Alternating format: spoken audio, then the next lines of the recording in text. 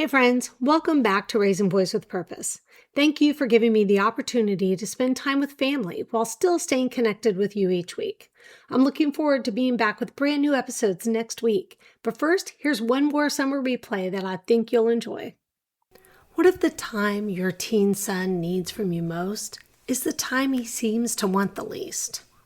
As our sons grow up, they get busier, and sometimes it feels like we get pushed to the side. But how do we stay connected without holding them back? In today's episode, we're talking about quality time and how to build a relationship that grows with your son into adulthood. Welcome to Raising Boys with Purpose, a Christian parenting podcast for moms raising teens and young adult sons. I'm Brooke, a boy mom and parenting coach, and here we talk about raising sons, building character, and preparing our boys for adulthood with confidence and faith. Now, before we jump in, if you're looking for a community of moms who are learning how to raise boys into young men, I'd love to invite you to join us in the Raising Boys with Purpose Facebook group. You'll find the link in the description. It's a space for encouragement, real conversations, and support, because you're not meant to figure this out alone. So have you noticed that as your boys get older, life just gets busier? When they were young, they might have been trying out different sports or activities, figuring out what they enjoyed. You were the taxi, but you were also in control. You decided the schedule, chose the activities, planned the playdates, and decided when everyone needed a break. Then one day you realized they're growing up. They're choosing their own friends and activities. They're trying new things or letting go of things they used to love. Their interests are changing, and you're not the one guiding every decision anymore. So what does that look like for us as moms? What do we do now? I've lost count of how many sports practices and games I've attended when my sons were young. Most of their after-school and summer activities, I took them to. My husband would often take them to school in the morning if he could, and to evening activities. On Saturdays, though, the whole family showed up for each boy's events, unless they both had something at the same time. Then it was divide and conquer. One of the important guidelines in our family was that we supported each other in our interests. My oldest attended his brother's piano recitals, and our youngest showed up for those early cross-country races. But as they got older, things shifted. They became busy with jobs, friends, and their own interests. A family calendar became our best friend. But even though we were spending a lot of time together, we started to realize something important. Not all time together is quality time. So what is quality time? Quality time is giving our teen son our undivided attention. And that's not easy, because time feels scarce during the teen years. But it is one of the most important ways we can show love to our sons. Just being in the same room isn't enough. The key is that when we're with him, he feels like he is the focus. He knows he matters more than whatever else is going on.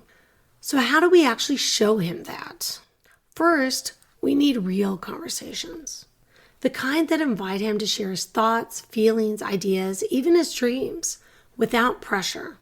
This isn't about talking at him. It's about creating space for him to talk.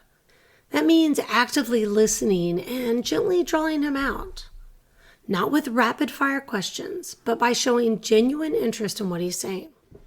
Our sons are developing their own identity, and if we want them to let us into that process, we have to be a safe place, encouraging them while still helping them think through what they believe and how to act on it.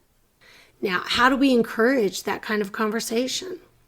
Gary Chapman shares guidelines for promoting quality conversation, and they really come down to this. Give your son your full attention. Pay attention to his body language and his emotions. Don't interrupt. Listen first. Ask questions to understand, not to correct. And then, one of the hardest parts, ask before you share your perspective. This is where the shift happens. When we ask permission, we're treating them like the young men they're becoming, not the little boys they used to be. And that's what builds a relationship that can last into adulthood. Because the truth is, if they don't feel heard, they're not going to listen. Another important point is how we respond when it's our turn to talk. Instead of pointing out everything they did wrong, we focus on sharing our thoughts and feelings. This is where I statements matter. I feel instead of you always. This keeps the conversation open instead of shutting it down. It invites dialogue instead of creating defensiveness. We're not giving a lecture. We're building a conversation. And when we do that, they're far more likely to share their perspective, which gives us the opportunity to keep that connection growing.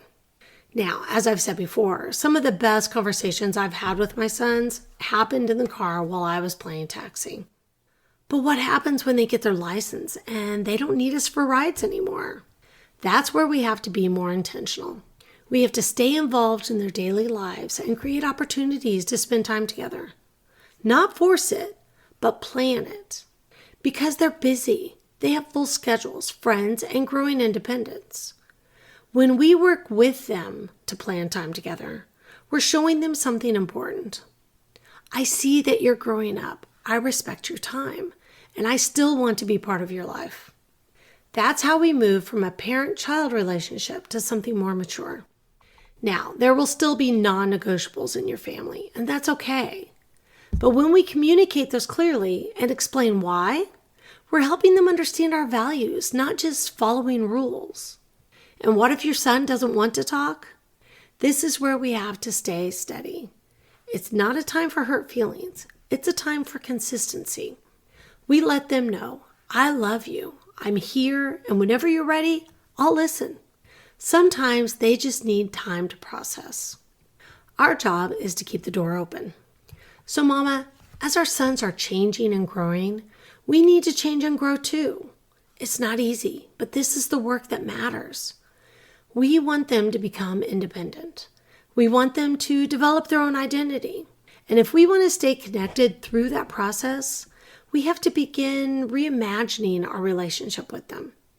Not just as their mom, but as someone they trust, respect, and want to stay connected to, even into adulthood. Because our sons are becoming young men we can be proud of. And when we learn how to spend intentional, meaningful time with them now, we're building a relationship that can last a lifetime. If this episode of Raising Boys with Purpose encouraged you, please like this video and subscribe so you don't miss future episodes of this podcast. And if you're raising a teen or young adult son and want encouragement and practical guidance, come join us in the Raising Boys with Purpose Facebook community. The link is below. Thanks for being here today. Now grab your iced coffee, hug your son, and remember, you're raising him with purpose.